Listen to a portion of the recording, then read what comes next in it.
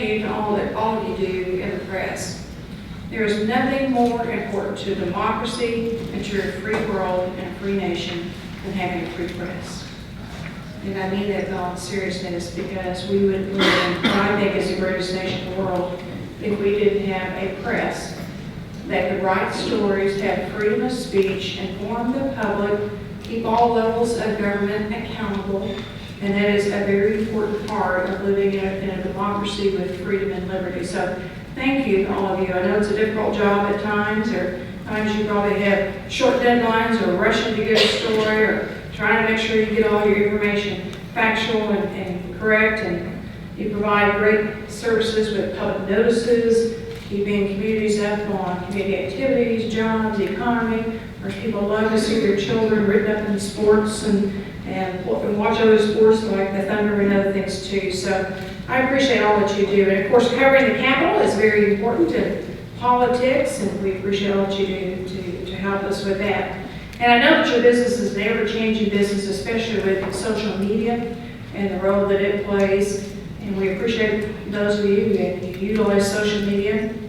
But I also not only read that, but I also read my hard copy paper every single day. It's the first thing I do when I get up in the morning. My husband can tell you that we go down and we read the paper first thing, and then I head off to work. And my staff knows I am notorious for keeping clips of the paper. And I'll bring it to our staff meetings on Monday mornings, and I'll say, did you read the paper? This said, this and that. And I'll show them articles, and sometimes I even copy them and send them around either on the internet print or certainly even on a hard copy print. So anyway, I just wanted to mention that because you play such an important role in your community service and keeping the public informed. Well, I thought I'd give you a brief update on what happened this legislative session. I jokingly told a couple of people I thought I'd give a kind of a short speech and just say, nothing much. I'm supposed to laugh. It's my joke of the day. But in all seriousness, as all of you know, it's a very challenging legislative session. It was a difficult session, and Oklahoma had a big job to do in closing almost a $900 million budget shortfall, and that was on top of the hill of the $1.2 billion budget shortfall that we faced last year, which was also very challenging in trying to find a way to balance the budget, provide for core mission services like education, public safety, corrections, health, human services, infrastructure type projects. And it was certainly not an easy job dealing with the budget and trying to close that gap, and also trying to provide for essential needs. And one of the things I told the legislature when I gave my state speech is that we have to find ways to structurally fix our budget. And I've been saying that for 3 years now. I've given all kinds of proposals of how we can reform the budget structure, how we can move away from using one-time funds, which causes us to have repeated shortfalls in our budget until we get away from using those one-time funds. And also the need to work towards putting some revenue on the table and finding a way not to have draconian cuts to many of our state services like education, corrections, health, human services, and those type of essential needs. And certainly it was difficult. Anytime you have 149 various opinions from all the legislators in the Capitol, it is difficult to find consensus on those ideas. And then, of course, you have the different political parties that you have to deal with. And frankly, even State Question 640, which I think really came into play this year, made it difficult to be able to find some of the solutions that we find to balance the budget.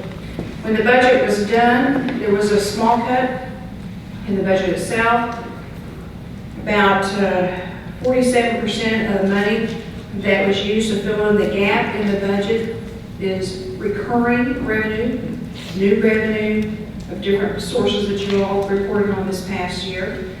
But about 51% of the budget closing that gap is non-recurring revenue, which involved taking money from different agencies, involved cuts of about 4.2% on average. Some agencies receive more cuts, lesser cuts, depending on what agency it was. And of course, rainy day funds was involved, revolving fund of different sorts, and unclaimed property just to mention a few of the different funds that we use that are one-time funds. And that's important because, as I warned the legislature, when we begin the session next year, we will start out with about a $400 million gap already. And there was about $100 million this year of supplemental fundings, which means that we will basically have about a $500 million gap starting out next year. And the other thing I want to know about is, look, ladies and gentlemen, it's an election year. You're going to be electing a new governor, all the statewide elected officials, and on the House. We have 45 new legislators that will be, or so they'll be experiencing their first re-election. And you got half the Senate up for election. So it's going to be very difficult next year, starting out with such a big budget gap. As you may recall, that in my State of the State speech, I presented a wide array of ideas of how to balance the budget, how to bring in revenue to the table, close the budget gap, how to protect our core services of our state. I got a lot of pushback on that, but somebody needs to have some ideas and put them out on the table. The good part is that we had a very vigorous discussion at the Capitol about how do you close that big of a budget gap, what we want to do as a state, and I think the good part of all those proposals was that we really had a vigorous debate about all those things. Despite all the budget issues that we did deal with this past year, there has been some good legislation. There's been some issues that we have dealt with, and I don't want to lose sight of the good things we did do this session. One of the ongoing discussions we've had for many years is the need to fix our real ID law. Finally, we got that done this year, and it will take effect in the future. We have a way to help pay for that. And that was something that has been debated and discussed for many, many years, and we needed to do that, and we finally got it done. One of the big issues that we have in our state, too, is that we have a health lab that has deteriorated seriously, and the health department lab is very important because if you have diseases, outbreak of West Nile disease, E. coli, or whatever it might be, mumps, measles, you need to have a health lab that is functional, that is certified, and that gets the information people need to protect us all, safety-wise. And so we did bond for a new health lab for our state, and that's critical because we don't want to have our lab be uncertified. You might remember we fixed our medical examiner's office also a couple of years ago because we had the same problem. They didn't become uncertified because we weren't taking care of it. And the new EMD's office will open up, I think, in October, which is located on 23rd over across from the governor's mansion. We did pass legislation that would stop the bleeding on our over-generous wind tax credits that has been debated for a long time. We passed and signed legislation that will help us with more production in the oil and gas industry with long laterals. That was an issue that's been out at the Capitol ever since I've been in office. The health insurance market, we needed to find a way to be prepared if there are major changes with Obamacare, either way, whether it stays in or goes out. And one of the things we've done years ago was to eliminate our risk pools for the insurable high-risk pools. So the health department kept telling us that, and federal law kept telling us that we needed to have some type of high-risk pool for those who are seriously ill. We actually did get that signed back into law, and it will be set back up. The Amazon sales tax, I negotiated on it for over a year with the tax commission, and we were able to negotiate with Amazon. And what that means is that there will be tens of millions of dollars that certainly have gone into the budget, will go into our state budget, but more importantly, will help our rural communities and our communities throughout the state be able to have more revenue to operate on. As all of you know, our communities operate on sales tax alone, and so that will be very, very helpful with our communities. And many of the communities are already seeing a bump up in their revenue to be able to fund core services in the local towns. Amazon is also building a big distribution center in Oklahoma City, which you've probably seen. And that was a good step forward to help us with our loss of sales tax revenue because of online shopping, which has become more and more prevalent. And I've been wondering about that for many years, that We have to do something about it, and I think Congressman Lucas may still be in here, but I hope that Congress will take it up someday, Congressman. I know it's a heavy lift, but it's a national issue, it's a federal issue to help us with the online shopping. A couple of other things that I think were very important that we worked on, and something that's very near and dear to my heart. I've talked about three things over the last several years as top priorities. One is education, health, and criminal justice reform. On the criminal justice reform, I've established a task force that had over 40 members made up of those who are involved in touching the criminal justice system in some way, shape, or form, whether you're a judge, district attorney, criminal defense lawyer, corrections department, mental health department, victims advocate groups, all the different groups that are out there that touch the criminal justice system. They worked for over a year in debating the issue, writing legislation, working with the Pew Foundation, the National Criminal Justice Network, looking at best practices around the nation to try to address our overcrowded prisons and to be smart on crime with data-specific driven policies. Not just what we think might work, but what has been proven to work in the United States and probably have information around the world. So we proposed 12 different pieces of legislation. 3 were signed into law, unfortunately. And the 3 that were signed into law will have minimal impact upon our beds in our prison systems.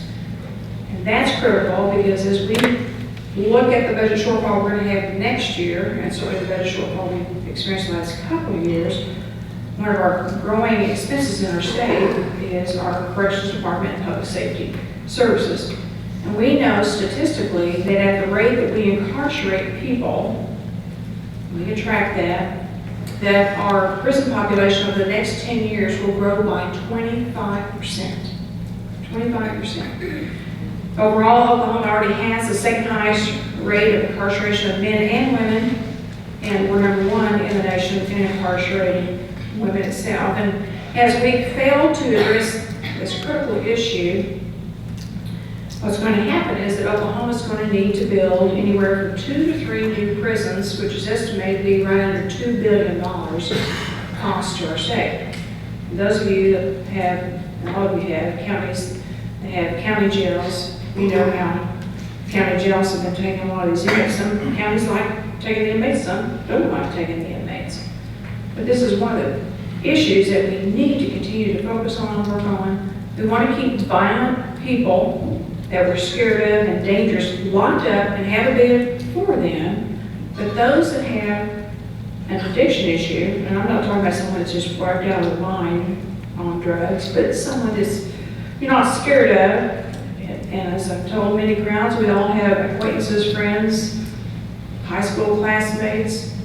You may know somebody in the community that has an addiction issue, but not dangerous at that point to the community. We can catch them ahead of time. Or those that might have some mental health issues that need to stay on their medication. If we could help those people ahead of time, we could divert them from going into our corrections facilities in the first place, keep them hopefully in the communities where they could be taxpayers, have a job, take care of their families, not put their children in DHS custody or foster care, not go on our Medicaid rolls, but there is a cost to society when we incarcerate people with low-level offenses and non-violent offenses. There's a cost to that on society. And I think there's a better way we can do it. And nationally, if you look at all the different reforms that are going on across the nation, especially in Texas, that came out several times this year, there are ways that you can keep the public safe from those who would harm them. They get to deal with people who have some addiction and mental health issues. So I hope that we'll continue to work on those issues next year. I'm not going to give up. We've laid some great groundwork, and we need to continue to push on the issue. Another thing that's very near and dear to my heart that I said was very important to our state is education. We have to have a skilled, relevant, educated workforce in our state. And of course, with the last 3 years of having revenue shortfalls, it's been very challenging. We're trying at the Capitol to hold education harmless, not take cuts, as much as possible. And actually, when I came into office, when we had such a big shortfall when I actually came into office too, once we got our economy built up around 2013, we were able to put $150 million back into education, but then we hit the old bust, 2014, 15, 16, 17, when that started. And so of course it started causing us more problems with our budget, plus the online shopping that I continue to mention.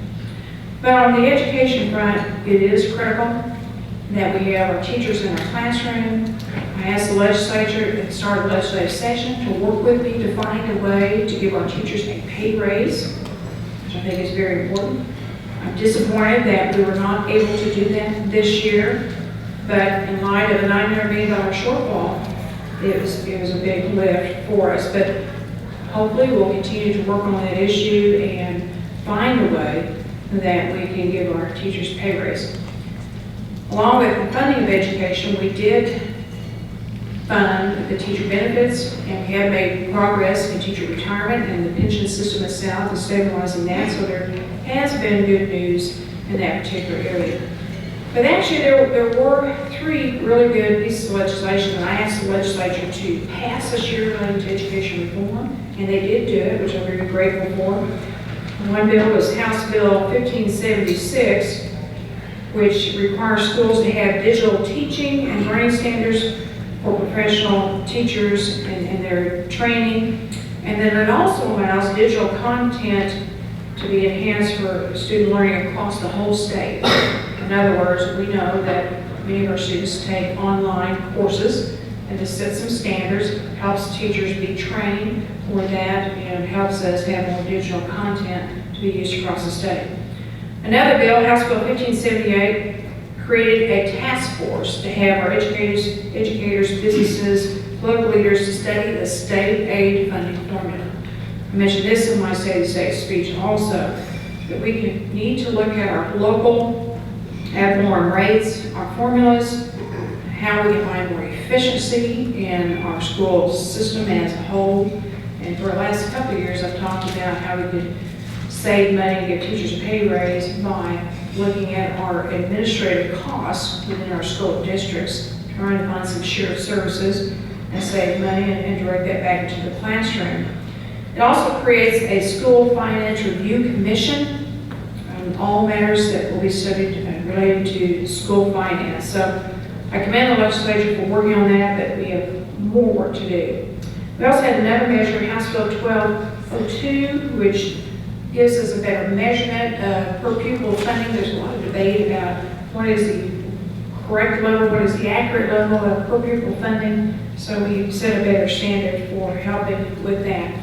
Now I'm going to close. That's just kind of a brief overview of some of the things that went on this session. There are certainly a lot of other issues. But I want to show you some positive news. Because in this day and age, when we talk about budget shortfalls and how we're going to fund education, health care, whatever it might be, it can be hard to keep sight of the good things that are already happening in our state. So I gave this briefing, or I should say this briefing was given by our Secretary of Commerce, when I was there with her at our Business Roundtable meeting earlier this week. You know, one of the things I keep telling the public that's so interesting about Oklahoma, if you go to Tulsa, or if you're in Oklahoma City, or you go down to Durant or other communities around the state, especially in Bricktown, you can see here this weekend, you see all this construction, you see all these new townhomes, you see all these new restaurants, all these sports activities, areas of town that you never thought you'd go in at night or even during the day, now popping up with cool places to go and things to do. Tulsa the same way with the Gathering Place, the VFK Center, great concerts, and this is one of the top places in the nation for concerts, housing, the 36 Degree North Innovation District. We're going to have an Innovation District here in Oklahoma City. Durant's been bursting at the seams with new businesses that come there. But you see this picture of the environmental community that everything's great. And then you, of course, report on the news, as we know, or we debate the Capitol about the budget and the shortfalls. There always seems to be this disconnect between the 4.3% unemployment and yet the revenue that comes in for the state. So anyway, All that being said, I want to show you this slide and talk to you a little bit about this. And this is the point. The state's budget shortfall is not reflected in our business climate. Go ahead. Yeah. So if you look at our gross state product, it's about $180 billion. We're just shy, this is a little bit small, but we're just shy of 4 million people. So our population has grown. It's 3.9 million people in our state. The average household income is a little over $46,000. We have a little bit of job retraction because of the oil and gas sector. And you know we lost somewhere close to around 25,000 jobs over the last couple of years. Cost of doing business in our state, this is positive news, is 7.8% below the national average. This makes us attractive to business retention, business development. Our college attainment level is 24.6%. Net migration of people moving to Oklahoma was 15,500, so people are still moving here. If you look on the Forbes list of the 20 best states for doing business, Oklahoma ranks number 8 in business costs. And that's because some of the tort reform, workers' comp reform, different things that we've done, promoting more school reform that we've been able to pass over the years. Number 8 in business costs. If you look at regulatory environment, we're number 16. If you look at economic climate, we're number 10 out of the top 20 best states in the nation for doing business. That's all positive information, which helps us in business recruitment and business retention. And another benefit that we have that's in this blue column is that when you look at our energy costs, which is very important to manufacturing, it's 24% below the national average. And that's a big selling point when we're out recruiting manufacturing facilities. This is not on the chart, but I'm just going to tell you this real quickly. There was a report that just came out that the May gross receipts was up 9.2%, which is positive news over last year. May sales tax receipts was up 3.9%, and our May gross production taxes revenue collections was up 61%.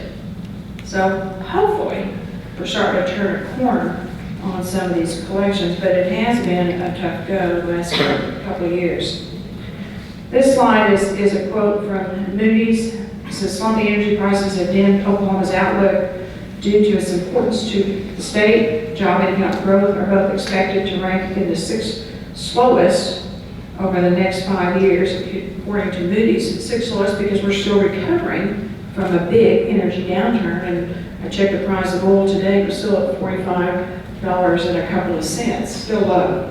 The U.S. Energy Information Administration is predicting record-breaking U.S. oil production in 2018, 10 million barrels on average per day.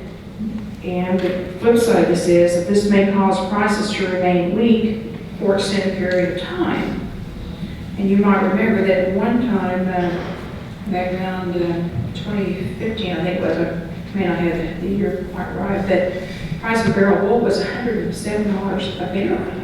And then we got clear down in the 30s, and that's why we had some economic problems and job loss problems, and our income tax dropped, our sales tax dropped, our corporate income tax dropped, and it created a lot of challenges for us, and it lasted for 3 years.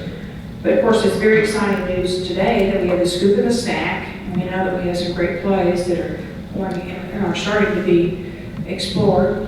And I had a school land commission meeting one day this week, and they were telling me they had some tracts of land for mineral leases that were leasing for over $1 million, not an acre, but tracts of land. And it was the highest bid price they'd ever experienced for those types of leases. So that's encouraging news for our state. Next slide, we'll go to key performance measures. New jobs in our state, despite all this, is actually up 15.86% right now. This is really interesting. New investment of $1.8 billion plus significantly exceeds the annual goal, which we had set of $1.2 billion. So Commerce Department sets goals all our agencies actually under my administration set goals of where they want to be, and then they measure to see if they attain those goals. So Commerce, looking at past years of investment in our state, set a goal of $1.2 billion. They actually exceeded it at $1.8 billion, which is encouraging news. Like I said, if you drive around Oklahoma City, drive around Tulsa, around some of the other communities, you'll see that investment in our communities. The other thing we measure is the number of wins, which means that if we have an open, active job prospect, a company prospect of investment, how many of those will we actually close, how many of those will we actually win when we're competing against other states and locations, or maybe even other countries. We had 43 wins in the fiscal year 17, which nearly matches the previous year of 44, and 13 wins. 30% of those wins were outside Oklahoma's traditional ecosystems, which means that we're achieving what we've always said we needed to, and that is economic diversification to help us so we can stabilize during the oil and gas downturns. So that's very positive news.